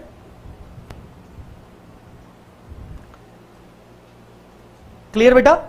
अच्छा, तो long current liability, non current liabilities में चार हेड। पहला लॉन्ग टर्म बोरोइंग्स, दूसरा डेफर्ड टैक्स लायबिलिटीज, मैंने अभी बताया नहीं कि क्या होता है, तीसरा लॉन्ग टर्म प्रोविजंस, मैंने एग्जांपल दे दिया ग्रेचुइटी, है ना, ग्रेचुइटी का, और चौथा अदर नॉन करंट लायबिलिटीज, मैंने एग्जांपल दिया long term creditors, long term creditors. तो ये चार पॉइंट्स हैं। ठीक है? ठीक है बेटा? ओके। करंट लायबिलिटीज, अब आते हैं अपन करंट लायबिलिटीज में। करंट लायबिलिटीज में क्या क्या है? सबसे पहले short term boring. Short term boring मतलब जिनको हमें रीपे करना है विद इन 12 मंथ्स। जैसे मैंने कोई लोन लिया था 5 साल के लिए, पर 4 साल पूरे कंप्लीट हो चुके हैं, अब आखिरी साल बचा है, तो मैं उसको शॉर्ट टर्म बोरिंग में दिखाऊंगा। ठीक है ना? उसका लास्ट ईयर बचा है, मैं उसको शॉर्ट टर्म बोरिंग में दिखाऊंगा। मेरी बात समझ में आ रही कि नहीं? इसके अलावा जो वर्किंग कैपिटल लोन होते हैं, जैसे bank cash credit, bank OD, bank CC, तो वो जो होते हैं वो जनरली शॉर्ट टर्म बोरिंग में दिखाए जाते हैं। दूसरा ट्रेड पेबल्स। ट्रेड पेबल्स में क्या क्या आता है? ट्रेड पेबल्स में आते हैं आपके creditors plus bills payables. Trade payables में दो चीजें आते हैं, क्रेडिटर्स और बिल्स पेबल्स। क्रेडिटर्स और बिल्स पेबल्स। आई बात समझ में कि नहीं? Rajdeep, no contingent liability notes पे दिखाते हैं ना सर? हाँ, कंटिंजेंट लायबिलिटी हमें नोट्स टू अकाउंट्स में दिखानी पड़ती है। तो शॉर्ट टर्म बोरिंग में क्या आता है? जिनकी लोन की रिमेनिंग टर्म 12 महीने के अंदर अंदर बचे हैं, ठीक है ना, जो रीपे होने वाले विद इन 12 मंथ्स में। ठीक है? ये कोई भी टाइप की बोरिंग हो सकती है। इसके अलावा bank OD, bank CC generally हम शॉर्ट टर्म बोरिंग में दिखाते हैं। ट्रेड पेबल्स में दो टाइप की चीजें आती हैं, क्रेडिटर्स और बिल्स पेबल। ट्रेड पेबल्स को इंटरनली दो कैटेगरीज में दिखाया जाता है, total outstanding dues of micro enterprise and small enterprise and outstanding dues of creditors other than micro and small. ये क्या होता है sir? Micro and small. Micro and मतलब एमएस, आजकल वैसे ही बहुत ज्यादा चल रहा है, लॉकडाउन में एमएसएमईज को बहुत ज्यादा फायदा दिए गए। माइक्रो स्मॉल, एमएसएमई बोलो या एमएसई बोलो, जो बेसिकली ऐसी कंपनीज जो माइक्रो एंड स्मॉल इंटरप्राइज की कैटेगरी में आती है। अब आप बोलोगे सर ये माइक्रो एंड स्मॉल इंटरप्राइज क्या होता है? इसको डिफाइन किया गया है based on the net worth and based on the turnover. अगर आपका टर्नओवर एक लिमिट के अंदर है, एक नेटवर्थ आपकी लिमिट के अंदर है, तो आप माइक्रो एंड स्मॉल एंटरप्राइज की कैटेगरी में आ जाते हो। पर अगर आपका टर्नओवर ज्यादा है, एक लिमिट से ऊपर है, ठीक है ना, समय समय पर उसकी लिमिट चेंज होती रहती है, ठीक है, वो कंपनीज एक्ट में नहीं बताई गई, उसका एक अलग ही एक्ट है, एमएसएमई एक्ट है। तो अगर आपका टर्नओवर या फिर आपकी नेटवर्थ एक लिमिट से ऊपर है, तो फिर आप एमएसएमई कैटेगरी में नहीं आते हो। तो मुझे अपने ट्रेड पेबल्स को दिखाना है कि मेरे ट्रेड पेबल्स में से कितने लोग एमएसएमई हैं और कितने लोग एमएसएमई नहीं हैं। आई बात समझ में कि नहीं बेटा? Clear? Application money refundable also short term borrowing? No, application money refundable is not a borrowing. Borrowing का मतलब ही क्या होता है? जो पैसा आपने लिया जिसको आप यूज करोगे अपने बिजनेस में, शालिनी, जो पैसा आपने लिया जिसको आप अपने बिजनेस में यूज करोगे, share application money company use नहीं कर सकती। अगर कंपनी ने एक बार डिसाइड कर लिया, कंपनीज एक्ट के अकॉर्डिंग रिक्वायरमेंट है, अगर कंपनी ने डिसाइड कर लिया कि हम शेयर एप्लीकेशन मनी ले तो रहे हैं बट हम उसका रिफंड करने वाले हैं, तो कंपनी को वो सेपरेट अकाउंट में रखना पड़ेगा जब तक आप रिफंड नहीं कर लेते। You can not use that share application money. So share application money is not a short term borrowing. Share application money आपका अदर करंट लायबिलिटीज में आता है। शेयर एप्लीकेशन मनी आपका अदर करंट लायबिलिटीज में आता है, ठीक है। सिक्योर्ड एंड अनसिक्योर्ड लायबिलिटी अलग अलग दिखाते हैं क्या? यस, बिल्कुल अलग अलग दिखाते हैं। सिक्योर्ड को अलग कैटेगरी में दिखाना पड़ता है, अनसिक्योर्ड ऐसे। आप यूं समझ सकते हो कि शॉर्ट टर्म बोरोइंग्स आप ऐसे दिखा सकते हो। मान लीजिए आपने एक नोट बनाया, नोट नंबर 8, और आपने यहां दिखाया शॉर्ट टर्म बोरोइंग्स। आप उसको ऐसे दिखाओगे, पहला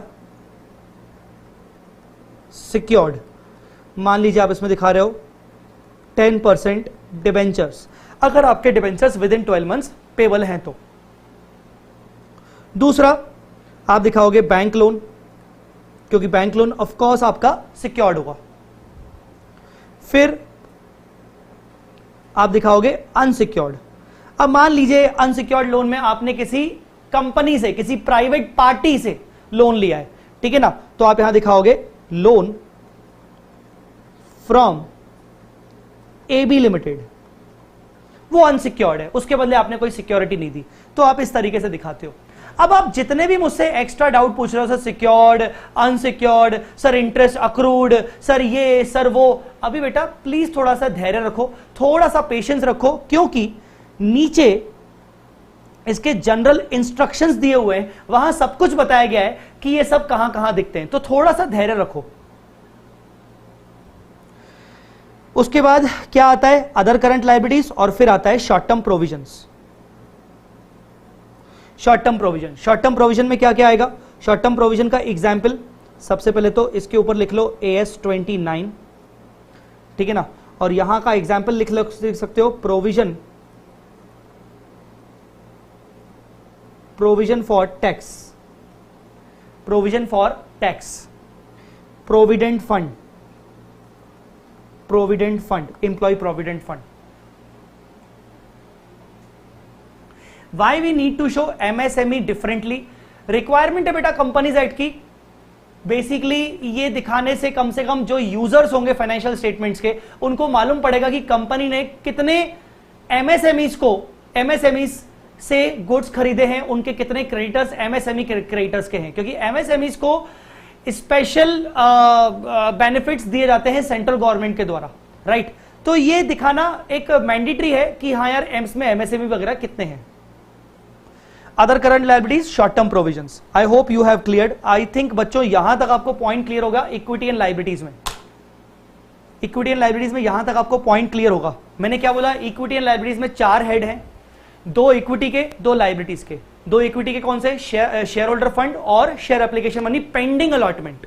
दूसरा लायबिलिटीज में 2 हेड है, नॉन करंट और करंट। अच्छा, उसके बाद शेयर होल्डर फंड में क्या आता है? Share capital, reserves and surplus, money received against share warrant. Share application money pending allotment एक ही है, सिंगल। फिर नॉन करंट लायबिलिटीज में 4 चीजें हैं, long term borrowings, deferred tax liabilities, long term provisions and other non current liabilities, ठीक है। फिर current liabilities में 4 हैं, पहला short term borrowings, short term borrowings जैसे मैंने आपको बताया कि इस तरीके से होगा।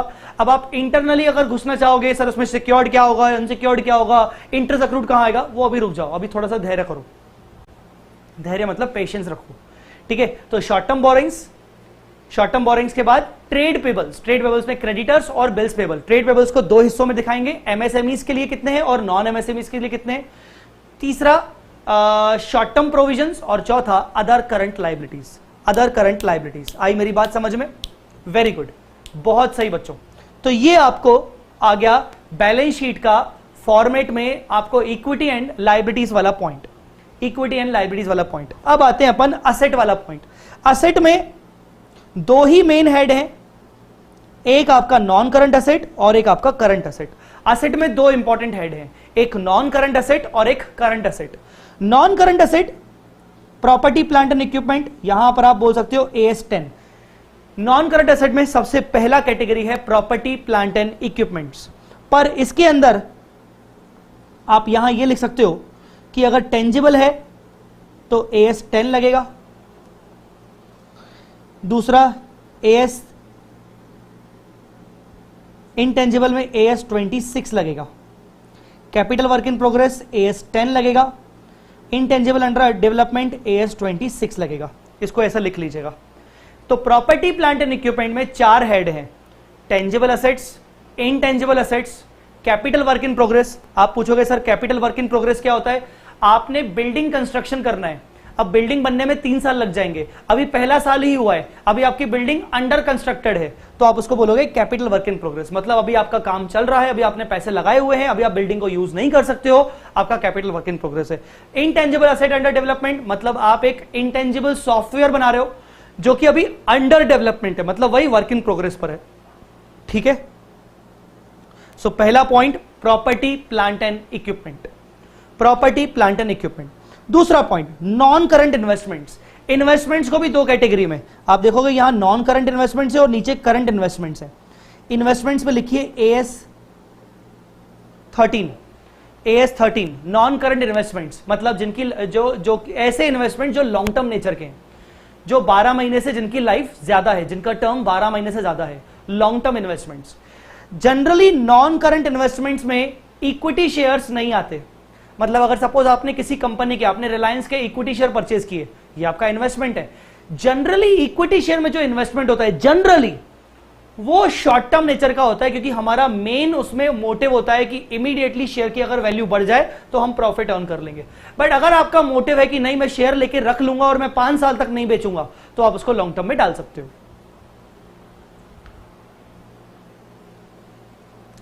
समृद्धि एग्जाम में 1 2 3 4 सेम सीक्वेंस में जरूरी है क्या?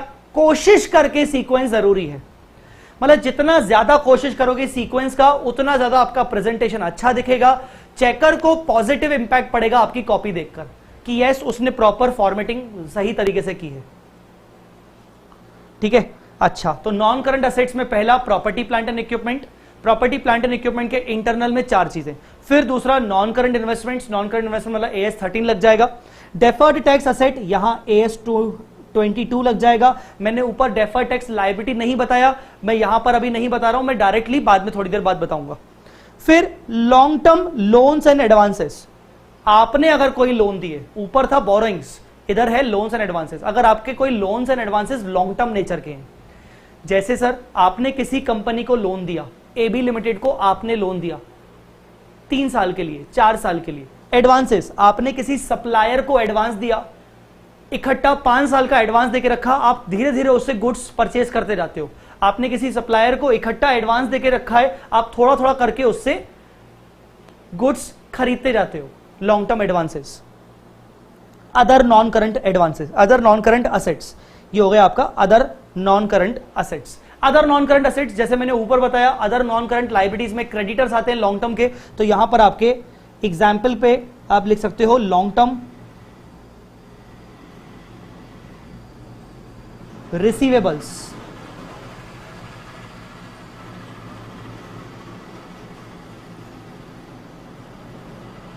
और डेटर्स।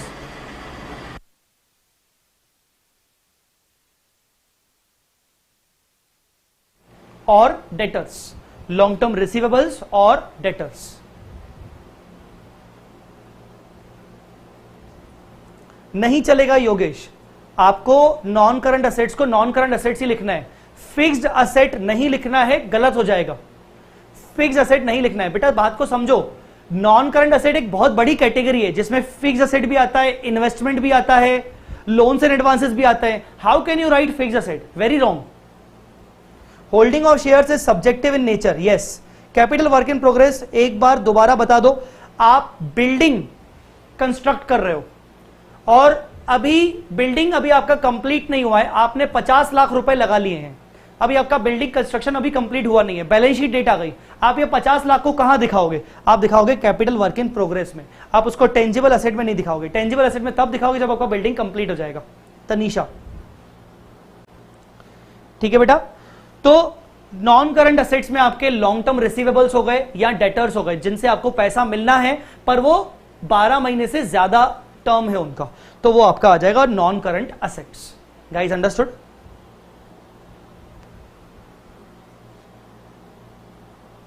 बोलो बच्चों, यहां तक क्लियर? फिर चलते हैं अपन करंट असेट्स पे।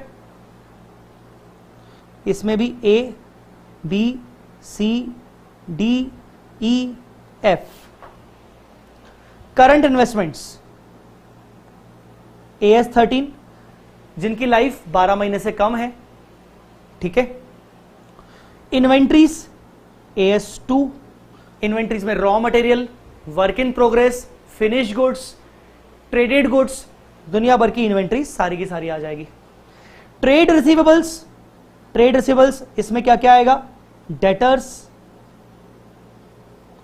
प्लस बिल्स रिसीवेबल्स पर शॉर्ट टर्म नेचर के। कैश एंड कैश इक्विवेलेंट्स इसमें क्या क्या आएगा? कैश, बैंक और मार्केटेबल सिक्योरिटीज। कोई मुझे बता सकता है ये मार्केटेबल सिक्योरिटीज का मतलब क्या होता है? आपने कैश एंड कैश इक्विवेलेंट को AS3 में पढ़ा होगा, मतलब ग्रुप 1 में जो अकाउंट्स है उसमें कैश फ्लो स्टेटमेंट में कैश एंड कैश इक्विवेलेंट को आपने डेफिनेटली पढ़ा होगा।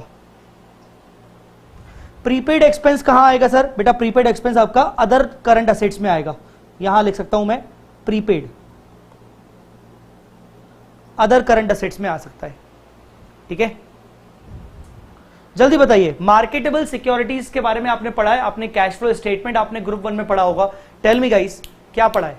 अगर आपने पढ़ा है तो, और अगर नहीं पढ़ा है ग्रुप 1 में, कोई बात नहीं, मैं बता दूंगा अभी। Intangible assets under development, please repeat sir. Software एक इंटेंजिबल असेट है। आप एक सॉफ्टवेयर बना रहे हो जिस पे काम कंप्लीट नहीं हुआ, जैसे बिल्डिंग पे काम कंप्लीट नहीं हुआ वैसे ही सॉफ्टवेयर पे काम कंप्लीट नहीं हुआ, अभी वो अंडर डेवलपमेंट है, मतलब वर्क इन प्रोग्रेस चल रहा है, तो मैं उसको बोलूंगा इंटेंजिबल अंडर डेवलपमेंट।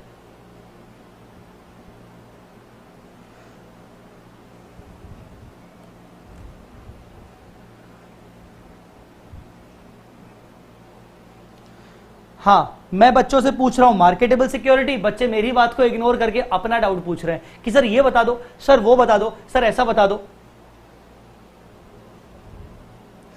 प्राप्ति Jain, asset quickly converted into cash. Very good, very good. Immediately convert into cash, can be convert into cash and cash equivalent quickly. बेटा मार्केटेबल सिक्योरिटीज मतलब ऐसे शॉर्ट टर्म इन्वेस्टमेंट्स जिनको आप किसी भी टाइम पर cash में कन्वर्ट कर सकते हो। मतलब आपने मान लो किसी जगह पे इन्वेस्टमेंट किया हुआ है, कोई सिक्योरिटीज खरीदी हुई है, बट अगर आप चाहो तो आज ही वो सिक्योरिटी बेचकर आप उसको कैश में कन्वर्ट कर सकते हो। It won't take much time, ज्यादा टाइम नहीं लगेगा। तो ऐसे इन्वेस्टमेंट्स, ऐसे जगह आपने पैसा लगाया है जो आपका immediately on the same day आप उसको कन्वर्ट कर सकते हो कैश में। जैसे मान लीजिए मैंने कुछ म्यूचुअल फंड्स में पैसा लगाया है, ठीक है ना, और वो ओपन मार्केट म्यूचुअल फंड्स है, मतलब मैं जब चाहूं उन म्यूचुअल फंड्स को बेच सकता हूं अपनी मोबाइल ऐप के थ्रू। मुझे यार पैसों की जरूरत है, मैंने मोबाइल ऐप के थ्रू इन्वेस्टमेंट्स को बेच दिया, 2 घंटे के अंदर अंदर मेरे बैंक में पैसे आ गए। These mutual funds can be treated as cash and cash equivalents, ठीक है। Stock not hold for holding purpose. हाँ, short term loans and advances, जैसे ऊपर था लॉन्ग टर्म लोन्स एडवांसेस, वैसे नीचे हो गया short term loans and advances, जो 12 महीने के अंदर अंदर जो लोन्स है, आपने किसी को लोन दिया, आपको विद इन 12 मंथ्स रीपे होने वाला है। ठीक है, तो ये हो गया आपका करंट असेट्स। बताइए बच्चों, liquid financial instruments converted into cash. Very good Tanisha, very good. तो बताइए बच्चों, ये आपको सब समझ में आया कि नहीं? किसी बच्चे ने पूछा कि सर प्रिलिमिनरी एक्सपेंसेस को कहां लिखेंगे, प्रिलिमिनरी एक्सपेंसेस को कहां लिखेंगे? बेटा प्रिलिमिनरी एक्सपेंसेस जो होते हैं, अगर किसी ने पूछा प्रिलिमिनरी एक्सपेंस, तो सर बेटा वो आपका रिजर्व्स एंड सरप्लस में नेगेटिव दिखता है। प्रिलिमिनरी एक्सपेंसेस, फिक्टिशियस असेट्स, और क्या बोलते हैं, miscellaneous expenditure not yet written off, वो सब कुछ चीजें आपके रिजर्व्स एंड सरप्लस में नेगेटिव बैलेंस दिखता है। ठीक है ना? Preliminary expenses, accumulated losses, profit and loss का डेबिट बैलेंस, ये सब आपके रिजर्व्स एंड सरप्लस में डेबिट बैलेंस दिखता है। Short term highly liquid investment that are readily convert into cash. Sachin, very good. अच्छा जी, बताइए बैलेंस शीट क्लियर है बेटा आपको? बैलेंस शीट क्लियर है? कभी सोचा था कि बैलेंस शीट में अपन एएस का रेफरेंस देंगे, AS 29, AS 10, AS ये, AS 22, AS 26? तो this was your balance sheet. ऐसा नहीं कि बैलेंस शीट का फॉर्मेट होगा दैट्स इट। ये देखो क्या लिखा है, general instructions for preparation of balance sheet. अब जो आप पूछ रहे थे ना मुझसे कि सर ये कहां आएगा, सर सिक्योर्ड कहां आएगा, सर इंटरेस्ट अक्रूड कहां आएगा, सर वो चीज कहां आएगी, सर ये चीज कहां आएगी, वो जनरल इंस्ट्रक्शन में लिखा हुआ है, वो जनरल इंस्ट्रक्शन में लिखा हुआ है। Cost of issue of debt भी, यस शालिनी, शालिनी के पास बहुत सारे डाउट्स हैं। नो इश्यू, आप जितने पूछना चाहो पूछो, कोई टेंशन नहीं है। अच्छा, तो general instructions, sorry, general instructions for preparation of balance sheet. Give me 2 minutes. देखिए मैं आपको क्या बताना चाहता हूं, ये जनरल इंस्ट्रक्शन का क्या है। जैसे देखिए, रिजर्व्स एंड सरप्लस, आपको क्या करना है, आपको ये रीड करना है। आपको ये लेक्चर के बाद ज्यादा टाइम नहीं लगेगा, ये मत सोचो कि मैं आपको कोई होमवर्क दे रहा हूं जो 2-4 घंटे लगा लेगा, हार्डली आधा घंटा लगेगा, आधा घंटा। अगर आप इस लेक्चर के इमीडिएटली बाद देखते हो या लेक्चर के 15-20 मिनट बाद ब्रेक लेने के बाद देखते हो तो आपको जल्दी समझ में आएगा। रिजर्व्स एंड सरप्लस को रीड कर लेना। देखो उसमें रिजर्व सरप्लस में क्या क्या लिखा है, कैपिटल रिजर्व आएगा, कैपिटल रिडम्पशन रिजर्व आएगा, सिक्योरिटी प्रीमियम आएगा, डिवेंचर रिडम्पशन रिजर्व आएगा, रिवोल्यूशन रिजर्व आएगा। आपको याद हो रिवोल्यूशन रिजर्व AS 10 के अकॉर्डिंग आता है। शेयर ऑप्शन आउटस्टैंडिंग आएगा, इसको बेटा ईसॉप कहते हैं, ईसॉप, मैं बताऊंगा इसके बारे में। अदर रिजर्व्स आएगा, और मोस्ट इंपॉर्टेंटली सरप्लस मतलब balance of profit and loss, ये आएगा। अगर आपका कोई बैलेंस डेबिट बैलेंस है तो वो आएगा एज अ नेगेटिव फिगर। तो ये बेटा आपका रिजर्व्स एंड सरप्लस है, इसको एक बार जरूर रीड करना।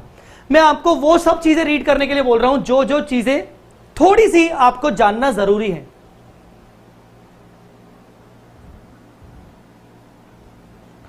ओके,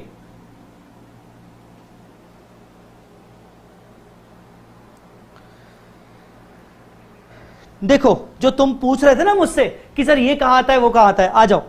नॉन करंट लायबिलिटीज में मेन 3 हेड हैं तुम्हारे। अगर मैं डेफर्ड टैक्स लायबिलिटी को हटा दूं तो मेन 3 हेड कौन से हैं? Long term borrowing, other long term liabilities और प्रोविजंस। तो देखो प्रोविजंस में देखो क्या लिखा है, classified into provision for employee benefits, मतलब ऐसे कौन से प्रोविजन है जो आपने इंप्लॉइज के लिए बनाए हैं। तो मैंने आपको एग्जांपल दिया था ग्रेच्युटी या फिर रिटायरमेंट बेनिफिट्स जो आपने लॉन्ग टर्म बेसिस पर बनाए। और अगर ऐसे कौन से प्रोविजन है जो अदर देन इंप्लॉइज हैं, मतलब मान लीजिए कोई टैक्स के प्रोविजन हैं जो लॉन्ग टर्म बेसिस पे हैं, मतलब एक एम्प्लॉइज के प्रोविजन और अदर देन एम्प्लॉइज के प्रोविजन, आप उनको 2 कैटेगरी में दिखाओगे। मतलब जब आप लॉन्ग टर्म प्रोविजन बनाओगे तो आप 2 कैटेगरी में दिखाओगे। आई मेरी बात समझ में? दूसरा, अदर लॉन्ग टर्म लायबिलिटी, इसमें देखो trade payables and others. Long term याद है आपको, मैंने लॉन्ग टर्म में बोला था अदर लॉन्ग टर्म में आपके अगर क्रेडिटर्स लॉन्ग टर्म नेचर के हैं तो उसको 2 हिस्सों में क्लासिफाइड किया गया है कि आपके ट्रेड पेबल है मतलब क्रेडिटर टाइप के, या फिर आपके कोई दूसरे अदर देन क्रेडिटर ऐसी कोई लायबिलिटी है जो किसी हेड में नहीं आ सकती। जनरली ऐसा होता नहीं है कुछ। मेन है इंपॉर्टेंट ये जो आप मुझसे पूछना चाह रहे थे। गाइस मैं 2 मिनट का टाइम दे रहा हूं, इसको पढ़िए, इसको पढ़ लीजिए प्लीज। ये 2 मिनट प्लीज पढ़ लीजिए, मेरा बात मानिए, अपने टीचर की बात मानो, इज्जत दो अपने टीचर को। इसको यहां पर जल्दी एक बार प्लीज रीड कर लो।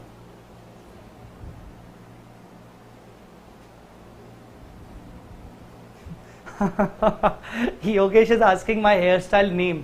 मुझे भी नहीं पता यार, बार्बर्स तो है नहीं और बाहर अपन निकल नहीं सकते लॉकडाउन के चक्कर में। तो मैंने क्या किया, मैं तो ट्रिमर लेके आया और मैंने यहाँ से और यहाँ से और मैंने जिस हिसाब से, मतलब मुझे ना बहुत शौक है कि यार अपने बालों को थोड़ा सा अपने हिसाब से थोड़ा सा मेंटेन करना, मैनेज करना। मैंने तो घर पे हेयर स्टाइल कर लिया यार अपने हिसाब से,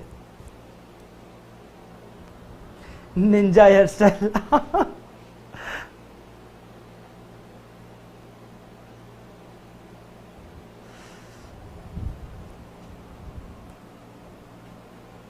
चलो पढ़ो रे नलायकों, जल्दी पढ़ो। निंजा हथौड़ी। प्रिया झूठ, मैंने झूठ नहीं बोला बेटा, मैं सच्ची में मतलब सच्ची बता रहा हूं कि मैंने घर पे ही हेयर कट किया है। लॉकडाउन जब से हुआ है मैंने हेयर कट 2 बार किया है और दोनों बार हेयर कट नहीं, 2 नहीं बल्कि 3 बार मैंने हेयर कट किया और तीनों बार मैंने हेयर कट घर पे किया है। एक बार मेरी वाइफ ने किया, उसका फोटो तो मैंने इंस्टाग्राम पे भी डाला है, और 2 बार मैंने खुद सेल्फ हेयर कट किया है।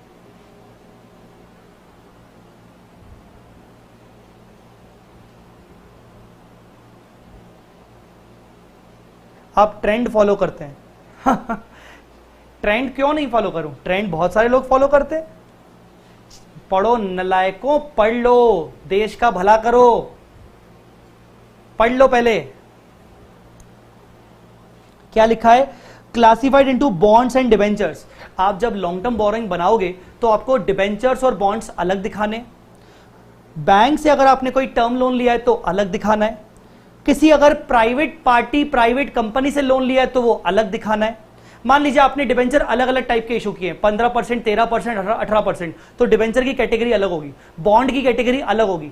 आपने बैंक से 3-4 प्रकार के अलग अलग लोन लिए तो वो कैटेगरी अलग होगी। आपने प्राइवेट पार्टी से लोन लिया तो वो कैटेगरीज अलग होगी।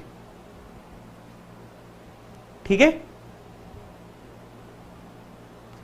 Deferred payment liabilities. Deferred payment liabilities क्या होता है, किसी ने पूछा भी है। डेफर्ड पेमेंट लाइबिलिटीज, बेटा ये डेफर्ड पेमेंट लाइबिलिटीज का मतलब होता है कि मान लो मुझे ऐसा कोई मेरा लोन है जिसको बेसिकली मेरा था तो वो शॉर्ट टर्म, पर मुझे बैंक ने अलाउ कर दिया, मेरे पास फंड्स की कमी थी, मुझे बैंक ने अलाउ कर दिया कि मैं उसको बाद में पे कर सकता हूं, आफ्टर 12 मंथ्स।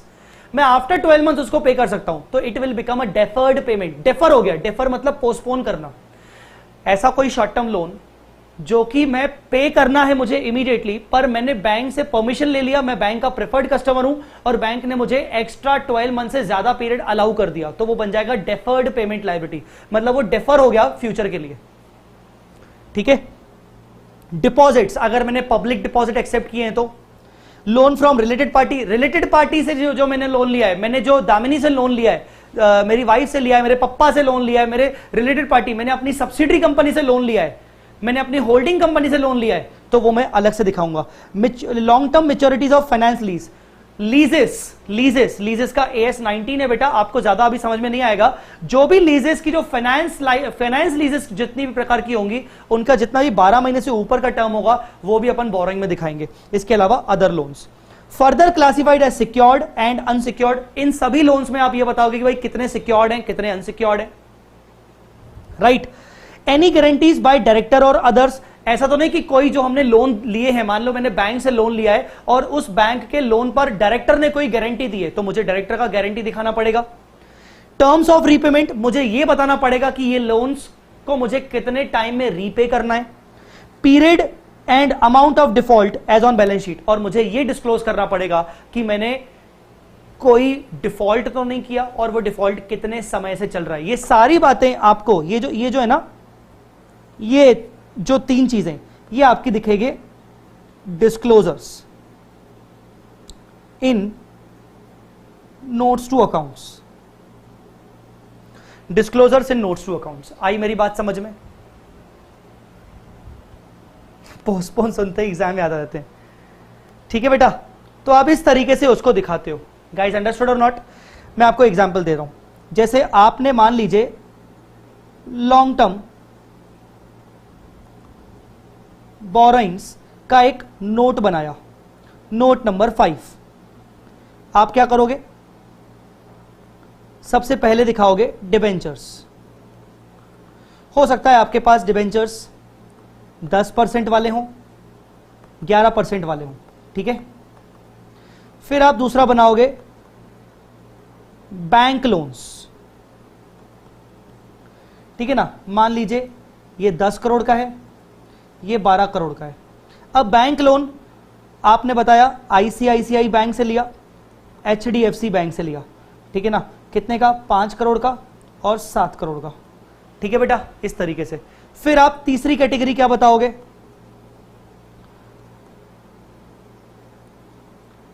प्राइवेट पार्टीज, ठीक है ना। इसमें आप इंटरनली क्या बताओगे? अनरिलेटेड और दूसरा रिलेटेड, ठीक है ना।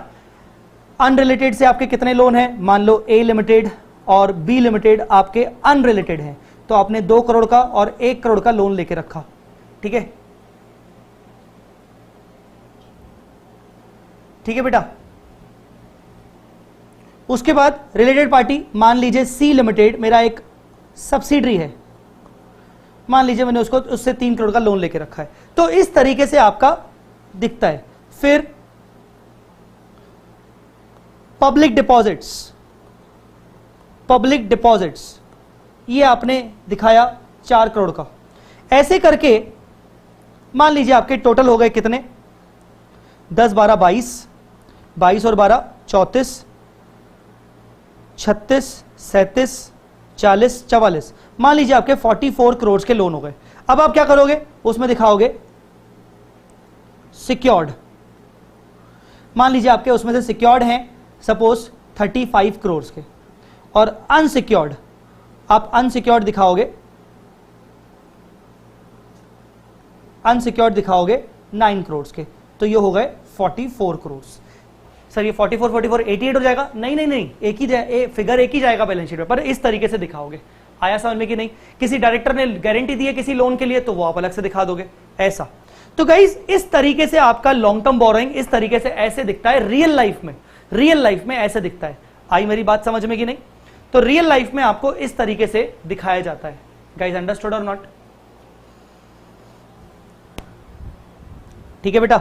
सो गाइस ये आप क्या क्या रीड करेंगे? करंट लायबिलिटीज आप रीड करेंगे, बहुत इंपॉर्टेंट है, नॉलेज वाइज इंपॉर्टेंट है। एग्जाम में हो सकता है ना पूछा जाए, बट नॉलेज वाइज इंपॉर्टेंट है। आप जो पूछ रहे थे ना सर अक्रूड इंटरेस्ट कहां आएगा, ये कहां आएगा, वो कहां आएगा, देखो यहां कहीं आपको मिलेगा application money received allotment of securities to the extent refundable and interest accrued thereon, ठीक है। और देखो interest accrued and due, interest accrued but not due, ठीक है। जो जो आप मुझसे कुछ कुछ डाउट्स पूछ रहे थे, राइट। तो ये आप रीड कर लीजिएगा करंट लायबिलिटीज को। इसके बाद आप इसको रीड कर लीजिएगा कि असेट्स में investments, loans and advance, other current assets क्या क्या दिखता है, राइट, ठीक है। करंट असेट्स को एक बार रीड कर लीजिएगा, राइट।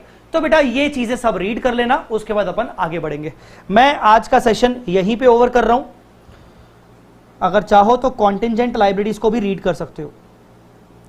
मैं आज का सेशन यहीं पे ओवर कर रहा हूं, 9 बज चुके हैं। आई होप कि आपको आज का सेशन समझ में आया, ठीक है ना। अगले सेशन में हम थोड़ा सा शेड्यूल 3 का डिस्कशन और कंप्लीट करके निपटा देंगे। अगले सेशन में हम शेड्यूल 3 खत्म कर देंगे, उसके बाद अपन अपना नया टॉपिक शुरू करेंगे, राइट। सो चलो बच्चों जल्दी बोलो, समझ में आया यहां तक? बताइए मुझे समझ में आया कि नहीं। अच्छा, कल का जो सेशन होगा मेरा, कल से लेकर जो सेशन होगा वो सुबह होगा। अब मैं सेशन शाम को नहीं लूंगा। ये जो मेरा सेशन चल रहा है एडवांस अकाउंट्स का, ये मॉर्निंग में होगा आफ्टर एफएमई को। सबसे पहले ऑडिट का होता है रवि तावरी सर का 8:30 से 9:30, फिर एफएमई को का होता है 9:45 9:45 से आई थिंक 11 बजे तक, फिर 11:15 बजे होगा मेरा सेशन, 11:15 बजे होगा मेरा सेशन। तो tomorrow session will be at tomorrow time 11:15 AM, 11:15 AM। आई बात समझ में? आशीष, आपका ग्रुप 2 का कॉम्बो का बुक्स बहुत जल्दी आ जाएगा, डिस्पैच वगैरह स्टार्ट हो चुके हैं, डोंट वरी। गजब सर, मजा आ गया, thank you so much, thank you guys, thank you so much. आपको आई होप आपको अच्छे से समझ में आ गया होगा। कल अपनी क्लास लगेगी 11:15 बजे मॉर्निंग में, राइट। पवन गाहूकर सर की आपने क्लासेस ऑब्वियसली मैं 2 क्लासेस देख ली होंगी। पवन गाहूकर सर को जितना पुश लगाना था उन्होंने पुश लगा लिया, क्योंकि उनका कंटेंट भी बहुत छोटा सा है, उनका कोर्स बहुत छोटा सा है, उनकी टोटल क्लासेस शायद आई थिंक 25 है, तो उन्होंने 2 क्लासेस आपके साथ ली हैं। आई होप आप EIS को कंटिन्यू करना शुरू करोगे, पेन ड्राइव लेक्चर्स वगैरह देखना शुरू करोगे। कल की क्लास मेरी 11:15 बजे लगेगी सुबह, राइट। चलिए, thank you so much Rishabh, thank you thank you thank you Shravani, thank you Yash, Anushka, Rajdeep, Samriddhi, thank you so much guys. अभी के लिए इतना ही, thank you so much, bye bye, जय माता दी, अल्लाह हाफिज, शब्बा खैर, गुड नाइट।